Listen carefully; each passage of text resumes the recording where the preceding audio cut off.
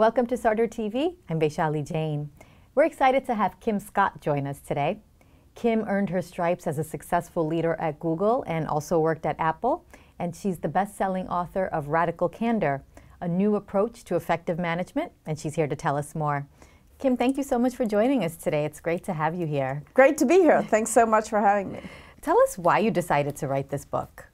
I decided to write this book because I found that as a manager and as a leader, I made the biggest mistakes of my career on the backs of other people. That's the thing that's so hard about management, is that you learn at the expense of other people. And I watched so many of the managers who worked for me learn at the expense of other people. And I thought that by telling stories from my career, I could help people learn from my mistakes instead of on the backs of the people working for them. Sure. And who would benefit from reading your book? I think anybody who is a boss or who has a boss, anybody who collaborates with other people will benefit from reading the book. I really tried to make the effort of human collaboration more fun and easier. Tell us about the Radical Candor method and Sure. its goals. The idea of Radical Candor is really simple. In order to be effective collaborating with others, you have to care personally at the same time that you're willing to challenge others directly. And when you can do both at the same time, that's Radical Candor. And Radical Candor will help you give better feedback, both praise and criticism. It'll help you build a better team, and it'll help you achieve results collaboratively. Tell us about the experiences you had that helped shape you in writing this book. Sure. So one of the hardest experiences of my whole career happened when I hired this guy, we'll call him Bob. And I liked Bob a lot. He was charming, he was funny.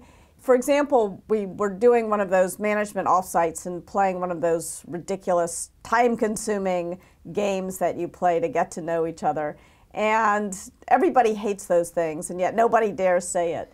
And Bob said, I've got a great idea. It'll be really fast. Let's just go around the table and tell each other what candy our parents used when potty training us. Weird, but fast. Even weirder, we all remembered Hershey Kisses right here. And then for the next 10 months, every time there was a tense moment in a meeting, Bob would whip out just the right piece of candy for the right person at the right moment. So I found this funny. You know, Bob was funny. One problem with Bob, his work was terrible.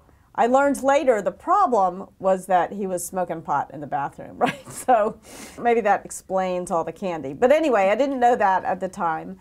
And because I liked Bob so much, I didn't want to hurt his feelings. So when he turned in work that wasn't nearly good enough, I would give him this kind of fake buck-up praise, like, Bob, you're so smart, you're so awesome, this is a good start, but maybe you can make it a little better.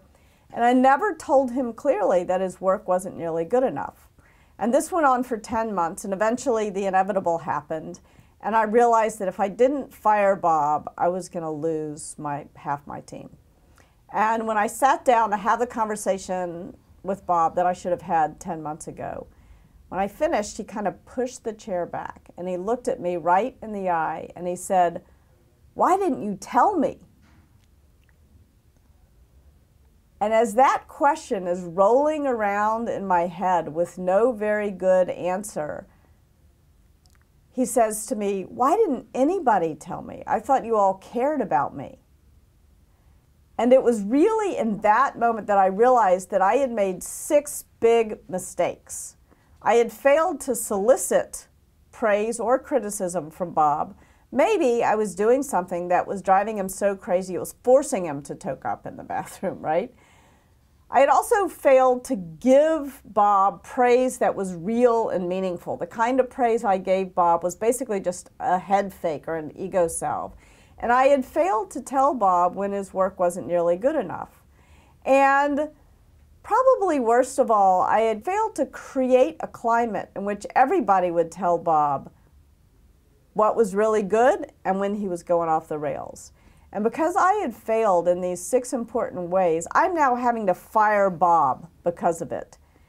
And that was a terrible moment, but it was too late to save Bob. All I could do was make myself a very solemn promise that I would never make that mistake again, and that I would work really hard to help all the people I ever worked with avoid making that mistake. And that's why radical candor is so important.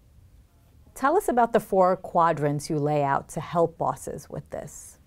So if you think about radical candor, it's the ability to care personally and challenge directly, right, at the same time. That's radical candor.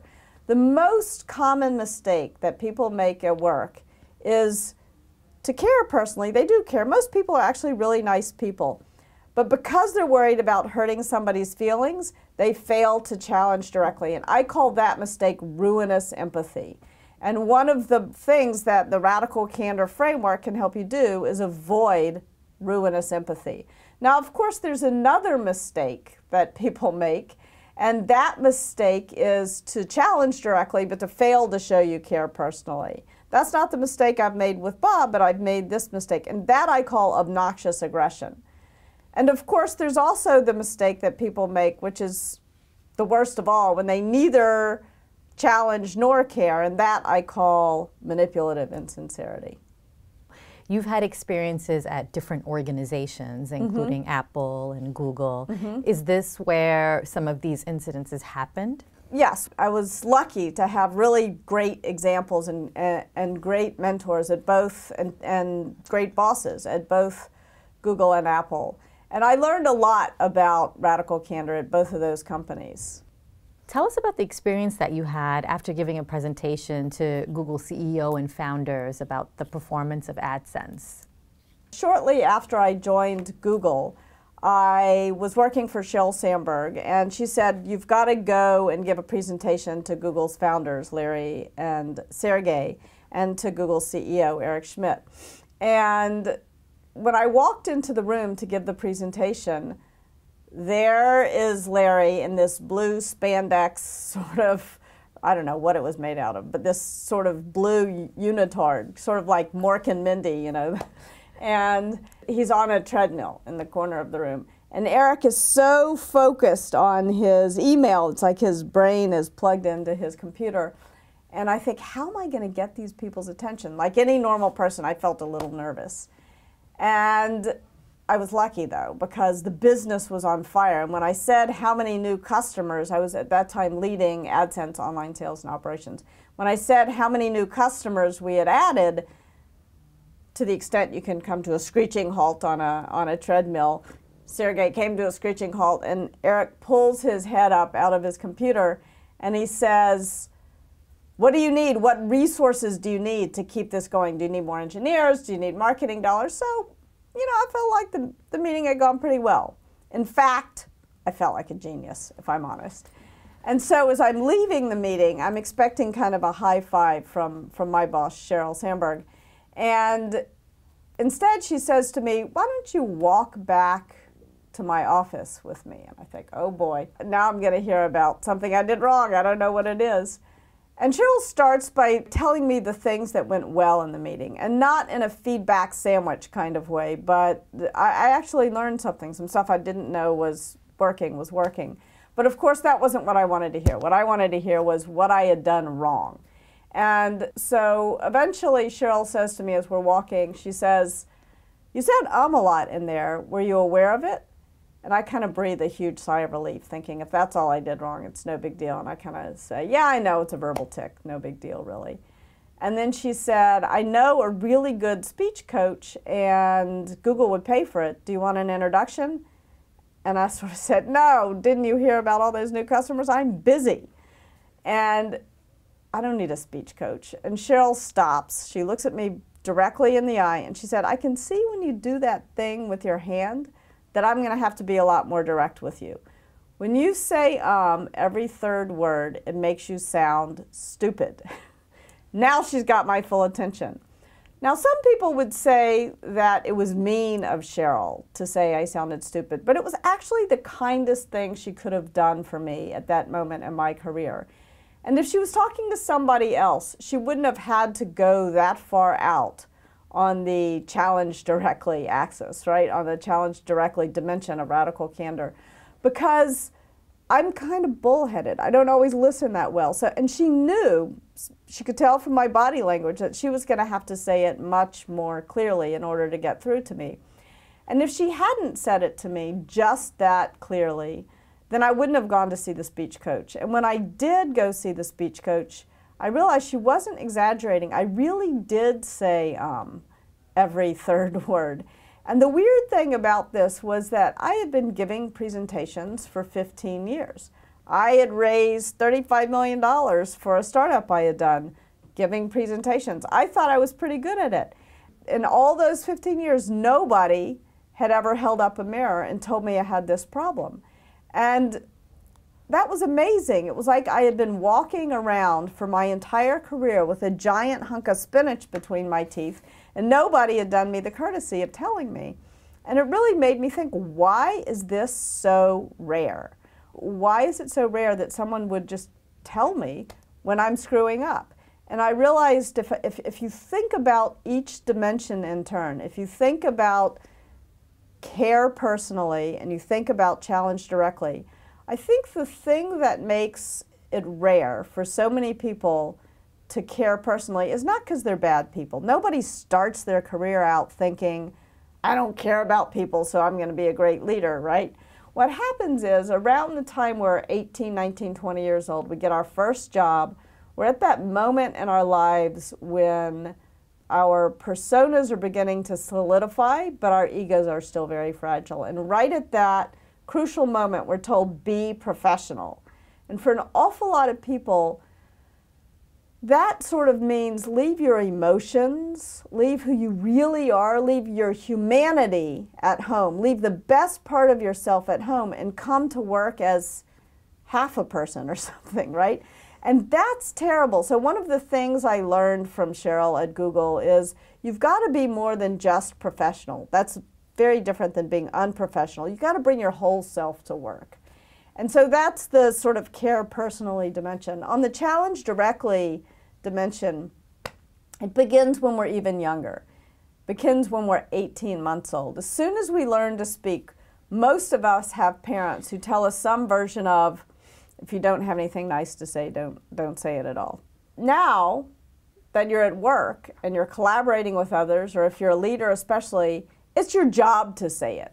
This means you have to undo training that's been beaten into your head since you were 18 months old. It's hard. It's really hard. Now, you had the opportunity to work with Sheryl Sandberg. Today she's a leader at Facebook. She's the author of Lean In. What would you say is the biggest leadership lesson you learned from her? Cheryl was a great example of radical candor. She was great at showing everyone who worked for her that she cared personally, that she had our back. At the same time, she wasn't afraid to challenge us directly, to tell us when we were screwing up. And it was easy to hear it from her because we knew she was saying it with love. Yeah. So you lay out 3 areas of responsibility that managers should have. That includes guidance, team building, and results. Can you talk more about those? Sure. If you think about what drives you forward as a manager, you yourself are at the center of it. So you've got to bring your whole self to work. And then you've got to form relationships with each of the people who work directly for you. And only when you form those relationships will you be able to fulfill your 3 responsibilities as a manager. And in fact, it's the way that you fulfill those responsibilities that you build the relationships. You don't build the relationships by schmoozing after work. You build the relationships in the way you work. And so your first area of responsibility is to create a culture of guidance. And by guidance, I mean praise and criticism, what's commonly called feedback, right? And you've got to be able to solicit guidance from the people who work with you. Don't dish it out before you prove you can take it. So start by soliciting it. You've got to be able to give it to them, and you've got to be able to encourage it between them. So that's guidance. Next, you've got to be able to build a cohesive team. You've got to be able to build a team of people who work well together. And also a team of people who are getting what each individual needs out of work. So one of the things that I say, in fact, probably the most fun part about being a leader, is part of building a team is helping people take a step in the direction of their dreams. making sure that you're putting people in roles that are going to help them achieve what they want to achieve in their careers and in their lives. And last, of course, but not least, results. You've got to achieve results collaboratively. Telling people what to do is not going to work. You've got to listen to people. You've got to help them clarify. New ideas are fragile. Then you've got to help take them through the painful process of debate. You've got to make sure decisions get made, but you got to remember you are not the decider, right? Then you've got to make sure that you bring the whole organization along, that people are persuaded that those decisions are the right decisions. Because if people aren't persuaded, they're not going to execute well. Then you've got to make sure that you and your team have time to execute, that you're not spending all your time in meetings. And then, of course, what's near and dear to your heart, you've got to learn whether what you just did was the right thing or the wrong thing. Given everything that you just said, you also do mention that it's not about power, but about relationships that Yes. drive bosses forward, or that should drive bosses forward. So how are they supposed to do all that in this context? So I think this is really important. Power and control work really well in a totalitarian regime or a baboon troop, but that is not what you are shooting for, right? The thing that drives you forward as a leader is the relationships that you form with each of the people who work for you. And the way that you build those relationships is not by schmoozing, not by ruining people's work-life balance and making them have dinners with you and breakfast with you. That's for friends and family that time. The way that you drive things forward is, and the way that you build those relationships is in the way that you solicit feedback, that you prove that you're listening and learning from the people who work for you. In the way that you give feedback, you're helping people, you're giving praise that shows people what to do more of. You're giving criticism. The purpose of criticism is to help people improve.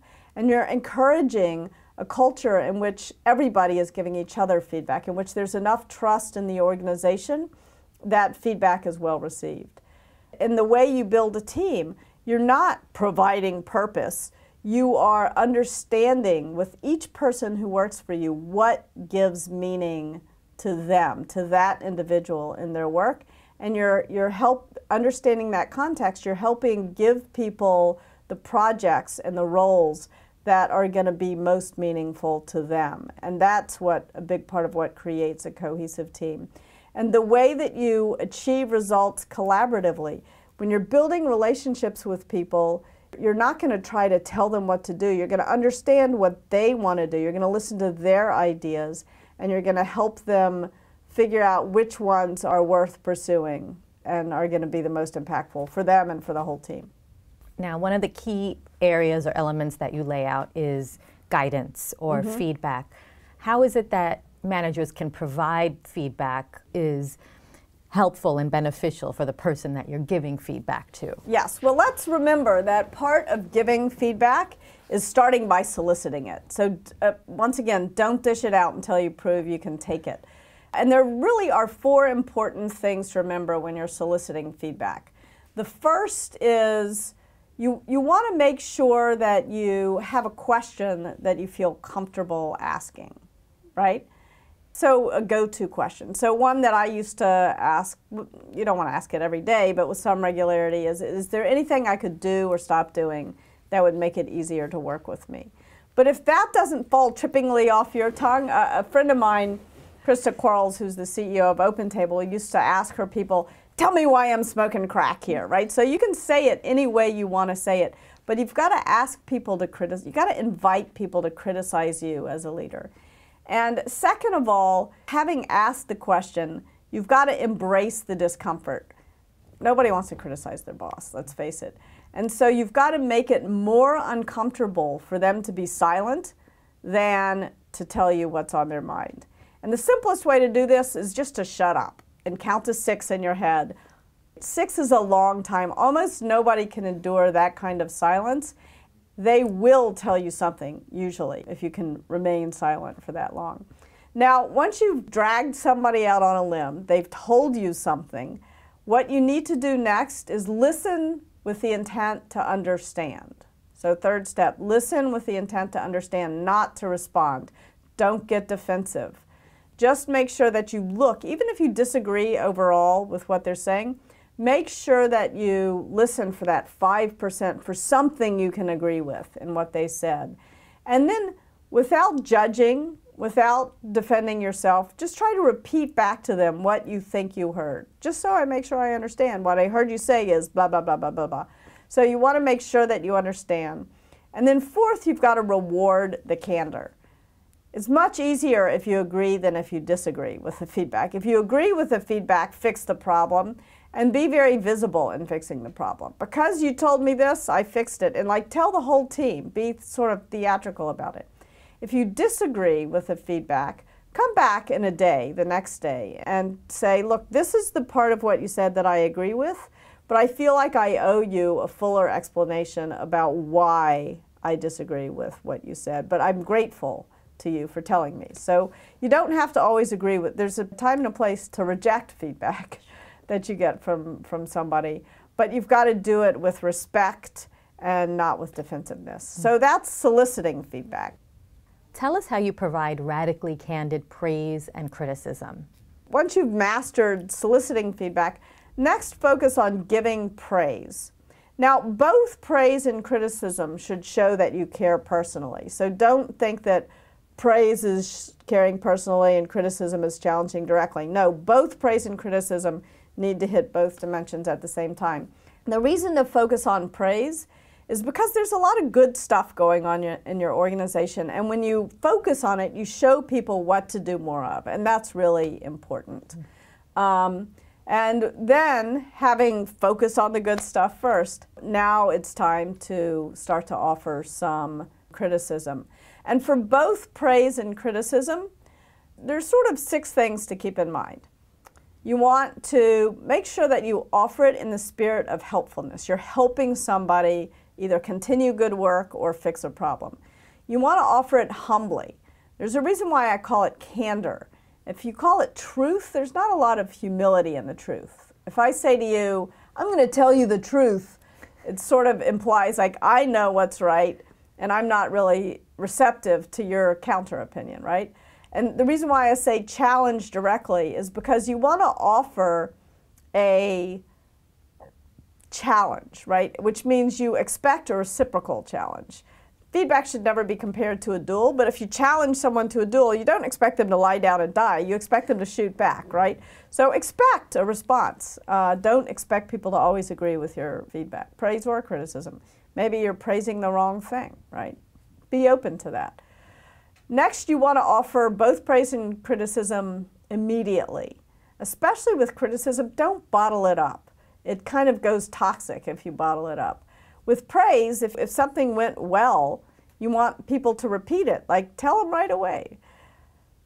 Offer praise and criticism in person. Most of communication is non-verbal.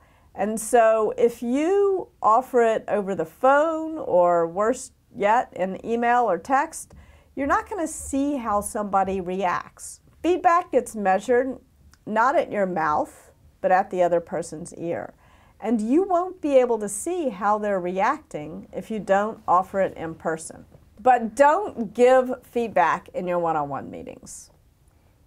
Give feedback immediately, and the best feedback I've ever gotten in my whole career happens in 2-minute impromptu conversations, right? So make sure that you're doing it in person, but that you're not saving it up for a one-on-one, certainly not delivering it in an annual performance review, having never talked about it for the previous 6 months. So you want to make sure you're doing it immediately.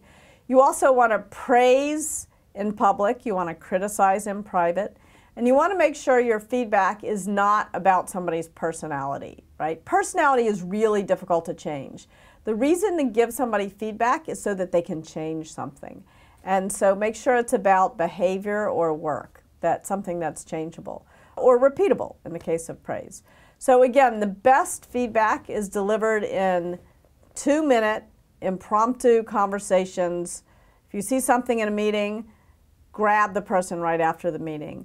It can be difficult to do that because you're often busy back-to-back-to-back meetings if you're not careful.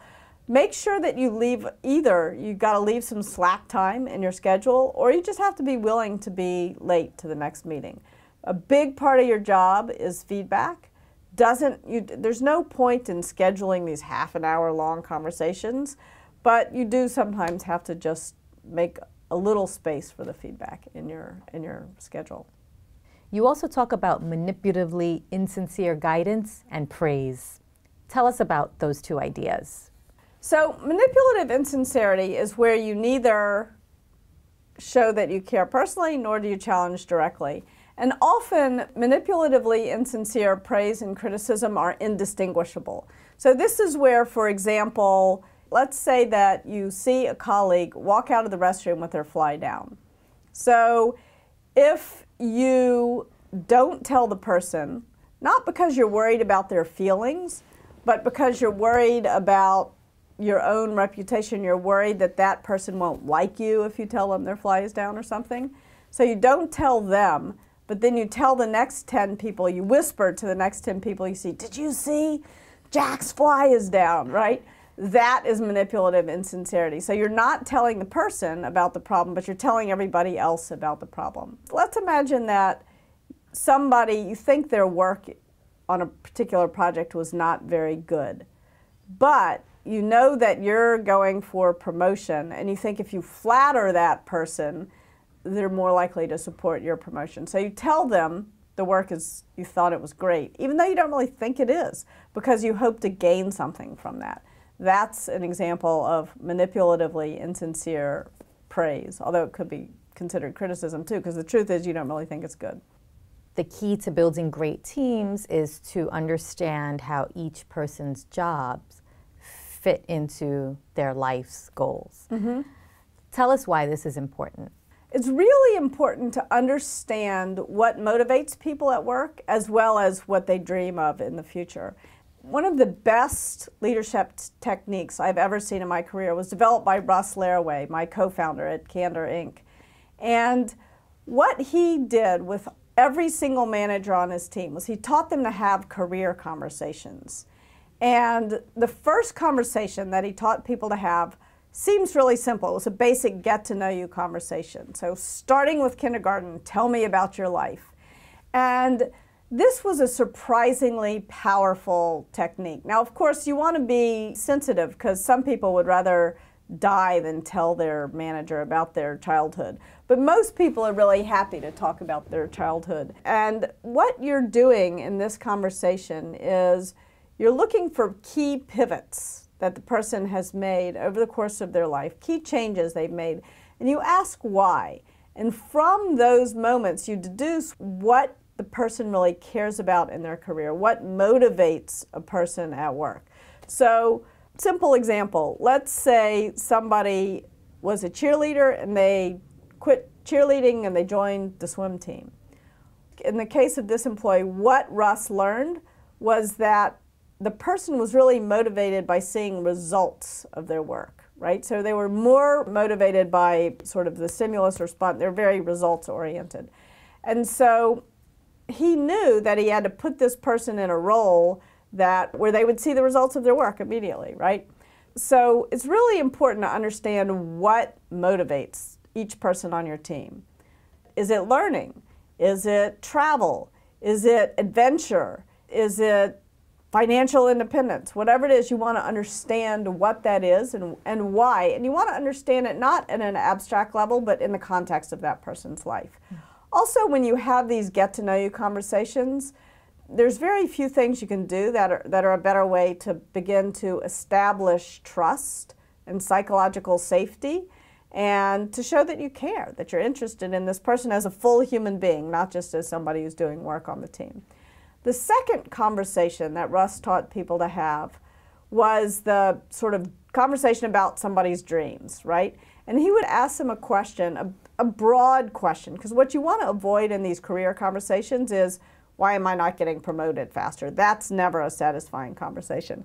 So what Russ taught people to ask was, at the very height of your career, when everything in your life is firing on all cylinders, give me 3 or 4 different examples of what that might look like.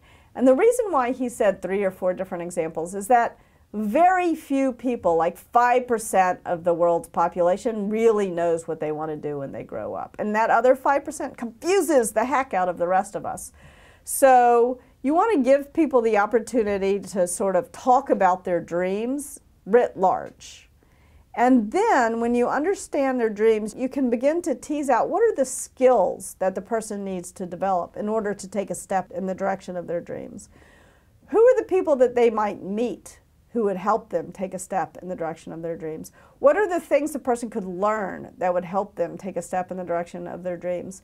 And then all of a sudden, even though the job that they're doing right now might be quite different from the ultimate dreams, you can begin to connect the work that the person is doing now to what they ultimately want to do in their life. So for example, Russ was leading the DoubleClick sales team. And so there was a woman on his team responsible for selling these ad servers.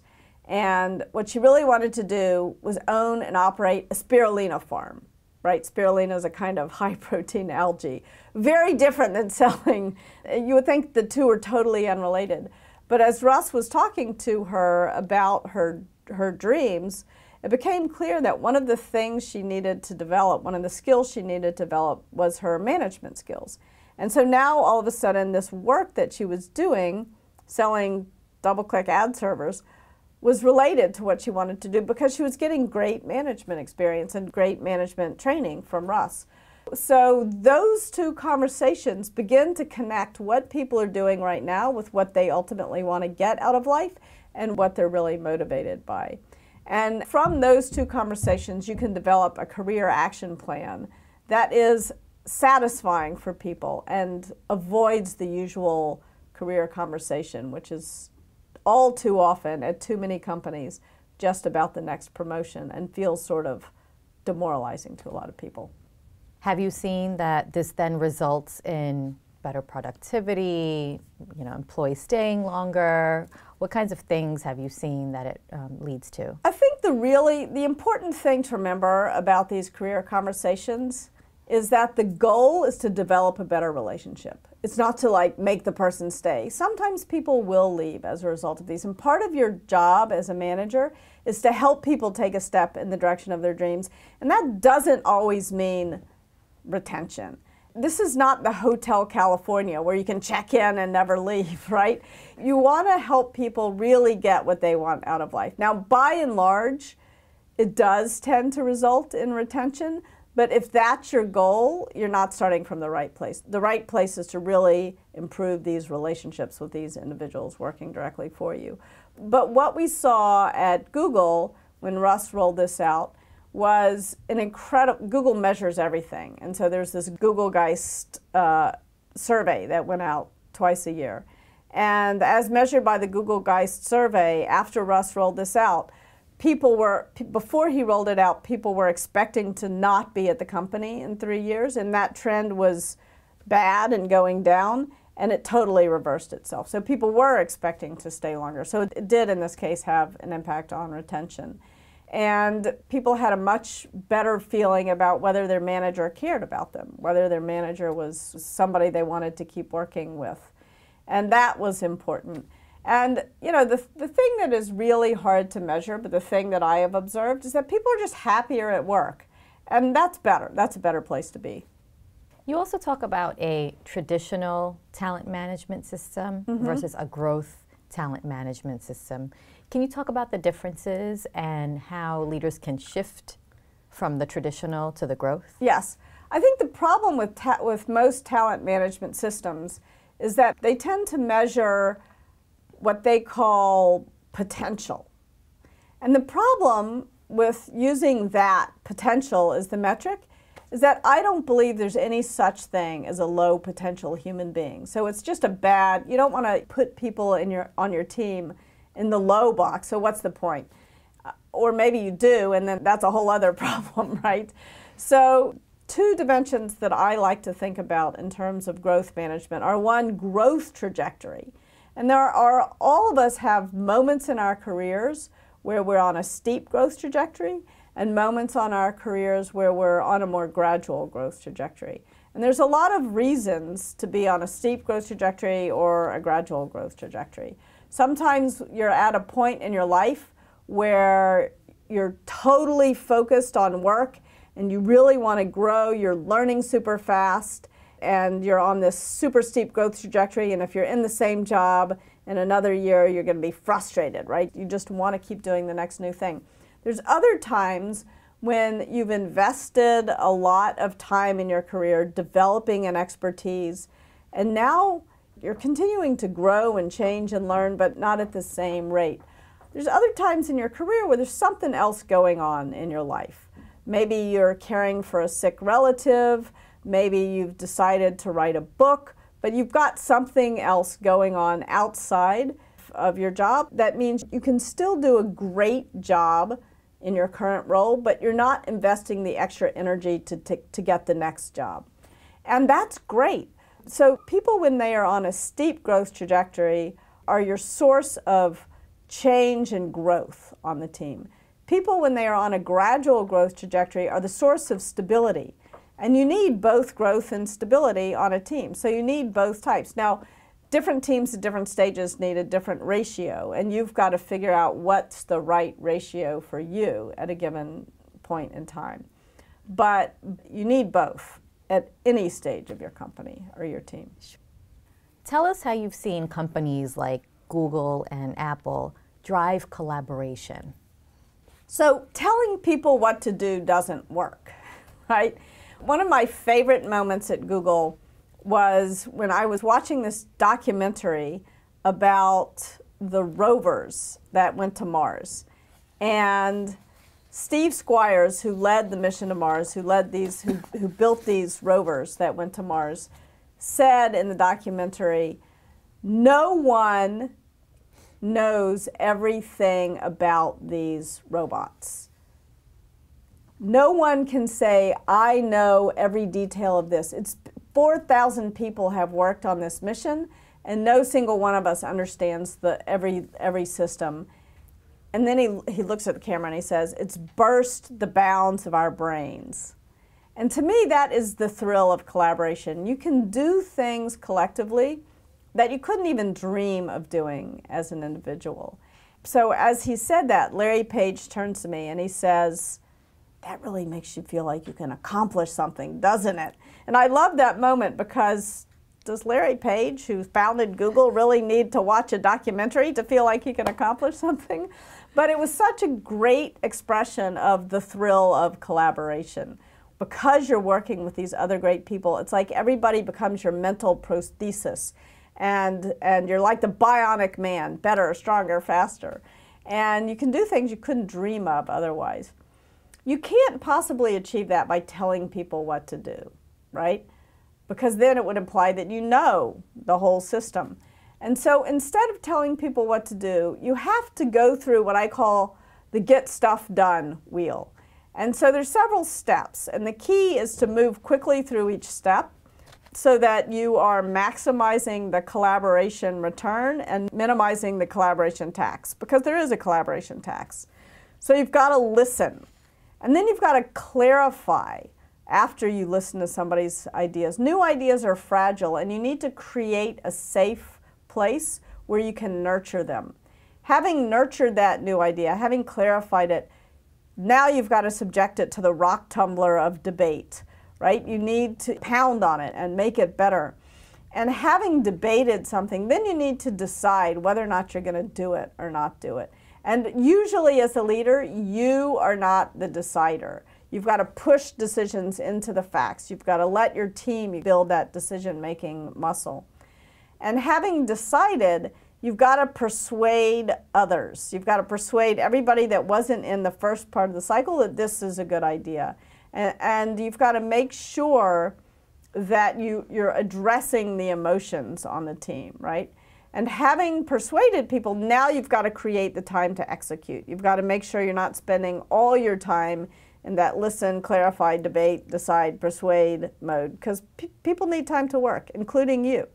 And having executed, now you come to the most important and the most fun, but often also the most painful part of learning. You've got to learn whether what you just did was the right thing or the wrong thing. So one of the things that you outlined was listening as well. And you worked at organizations that did great at this and built a culture around listening. Yes. How do you build that culture in organizations? You know, I think it's important to be aware of your own style of listening. In Radical Candor, the book, I talk about there's loud listeners and there's quiet listeners. Tim Cook, for example, at Apple was a quiet listener.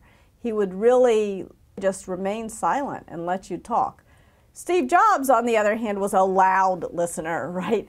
And the way that he listened was he would say something very strongly and he would demand that you respond just as strongly. So there was a case of a colleague of mine at Apple who disagreed with Steve about something.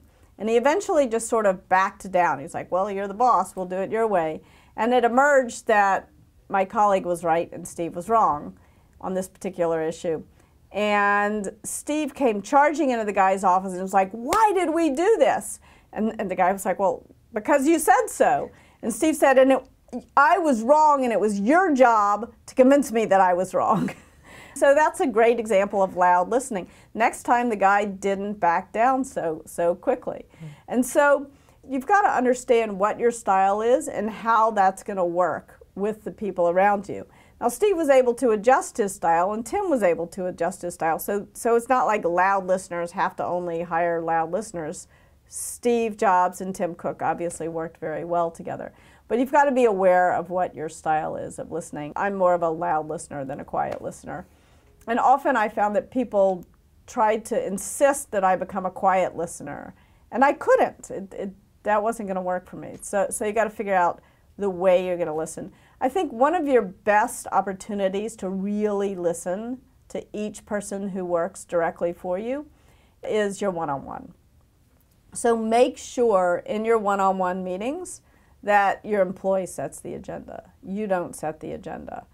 At best, the only part of the agenda you might be able to impact a little bit is asking your employee to give you feedback, soliciting feedback in that meeting. But do that at the very end. It's the direct reports agenda in a one-on-one. Don't use your one-on-one time to give feedback, because if you're in giving feedback mode, you're not as much in, you should be in listening mode, but you're usually not.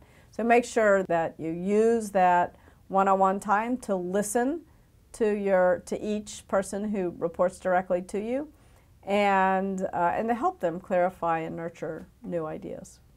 Tell us about some other things managers should do to make sure that they're getting the most out of their one-on-one meetings. I think it's really important not only to let each of your direct reports set the agenda, but to be prepared to follow up with some questions. Some good questions are, why? Tell me more about that. What's keeping you up at night? What are you working on that you don't want to be working on? And why? How can I help? What are you not working on that you do want to work on? And why? How can I help? Those are some really good follow-up questions you can ask in your one-on-ones. What are some signs that you could be looking for during these one-on-ones that show you that you might be failing as a boss? Some really good signs that you might be failing as a boss are, first of all, do your one-on-ones get canceled? Do they just not show up? That's a sign you're not helping people. These meetings are not useful. Do people not come with an agenda? Do they not have anything to talk to you about? Do they seem bored? Do you feel bored? One of the transformative things I did for one-on-ones was to start to treat them like a lunch or a walk with somebody I was very interested in learning from. And so just shift your mindset around your one-on-ones and make sure that you look forward to them. Do what you have to do to make sure that you don't try to set them all up in one day, for example, because listening is tiring. And having 8 45-minute one-on-ones in one day nobody can do that. Nobody can listen that effectively. So make sure you don't set up too many back-to-back. Have 1 or 2 a day and have them be over coffee or a lunch or take a walk or something that is pleasant. They should be your most fun meeting of the day. What about some of the other meetings that managers conduct and what they should try to get out of those types of meetings? Another meeting that's really useful is a staff meeting. And I find the following agenda for a staff meeting useful because if you're not careful, pretty soon everybody who's in your staff meeting will feel like it's a waste of time, and everybody who's not in it will feel sad and bad and left out. So this is something I see all the time. So I think you set the first part of the meeting, 15 minutes, is a review of the key metrics. And the most important thing there is to have a dashboard that's pre-populated. So you've really thought very carefully about what are the numbers, what are the key metrics that you need to be looking at as a team every week, where do you expect them to be, and where are they actually? So you're sort of learning how things are going in that staff meeting at a very high level, very quickly. 15-minute review, you talk about something that's surprising, something you can learn from that. Next, updates. Now, the thing that happens that is a big problem at a lot of staff meetings is you go around and give oral updates. And the problem is that what inevitably happens is one or two people start talking about something that's of no interest to the rest of the people in the room, and it's just a giant waste of time. So the way that I like to handle that is to get people to write. It's like a 15-minute study hall in the meeting, and get people to take 5 minutes to write their snippets, 2 or 3 or 4 most important things that are happening in their part of the organization that week. And then they can spend 10 minutes reading everybody else's. But they cannot talk. They write it down in a shared document, and if they want to meet about it after the meeting, they can meet about it after the meeting.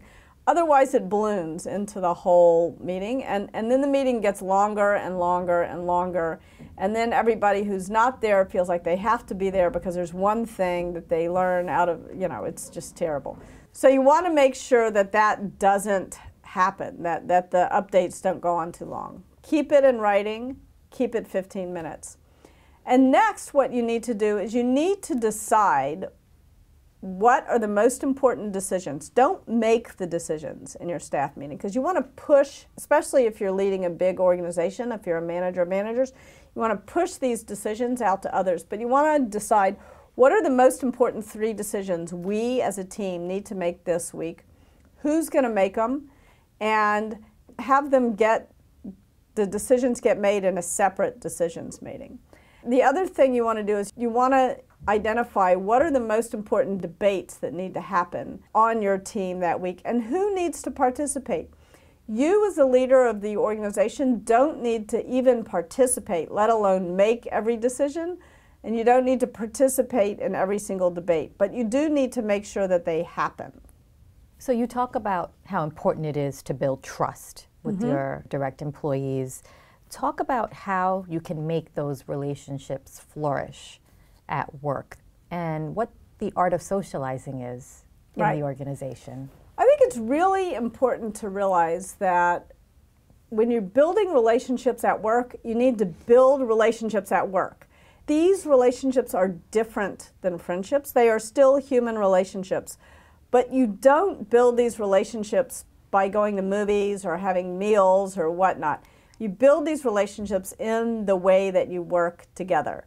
So although it can be fun to socialize at work, you don't want to overdo it, right? Because even non-mandatory events can feel mandatory at work, and then that becomes sort of draining for people. If they're going to have a social event, they want to do it with their friends, not always with the people they work with. And that's okay. It doesn't mean you don't like the people you work with. It just means you have a life outside of work, which is important because that life outside of work is what re-energizes your work.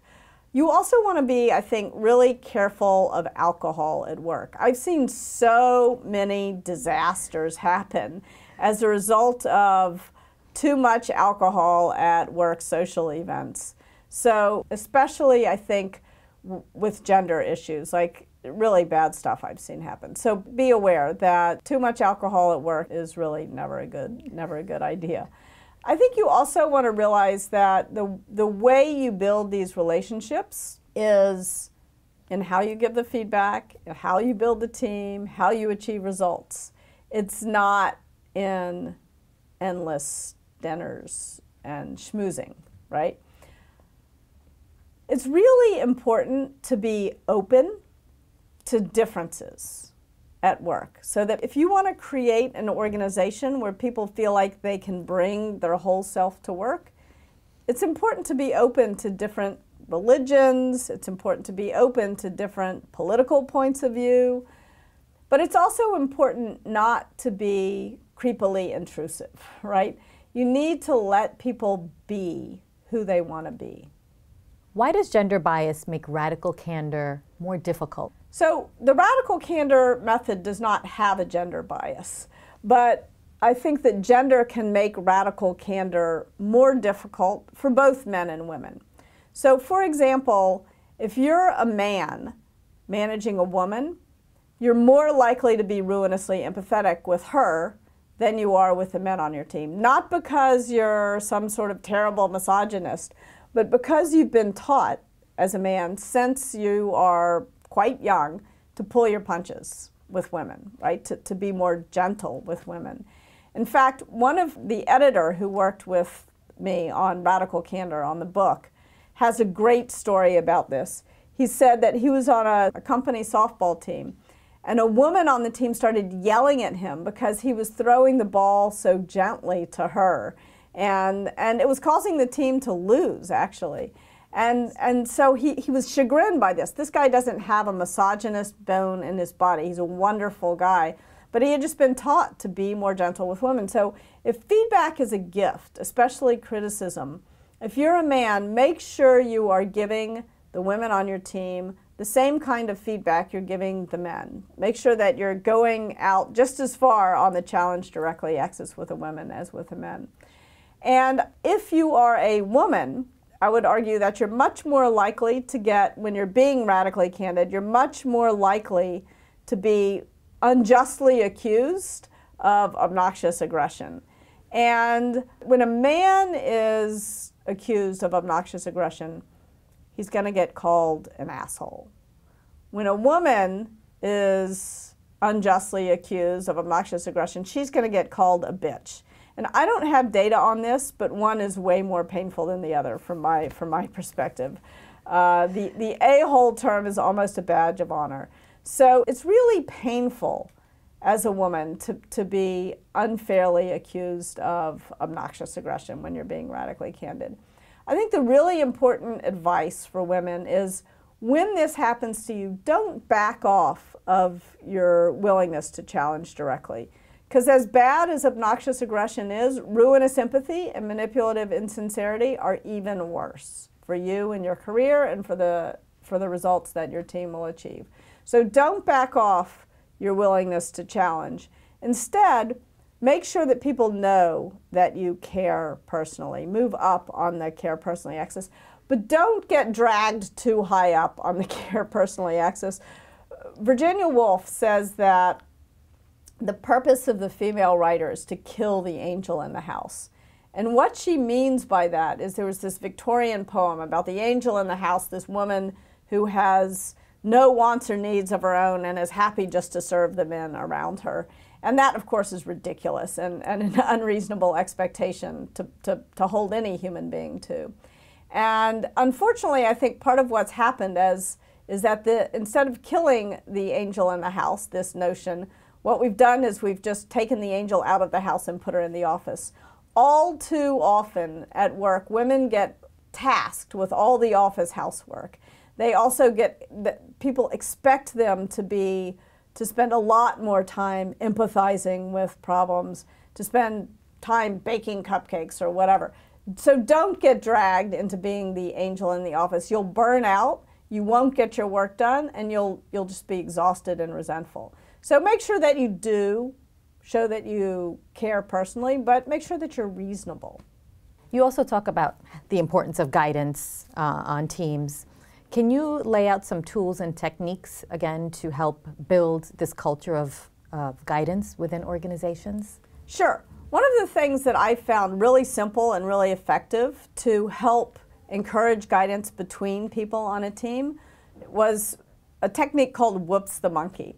So what I used to do in my all-hands meetings, so when I would bring the whole team of 100 people together, I would bring in two stuffed animals. One was a monkey and the other was a killer whale. and people would nominate themselves for Whoops the monkey. And basically what they would do is they would come and they would describe the biggest mistake they made that week, and they would get instant forgiveness, and they would teach other people on the team about that mistake so they didn't make the same mistake.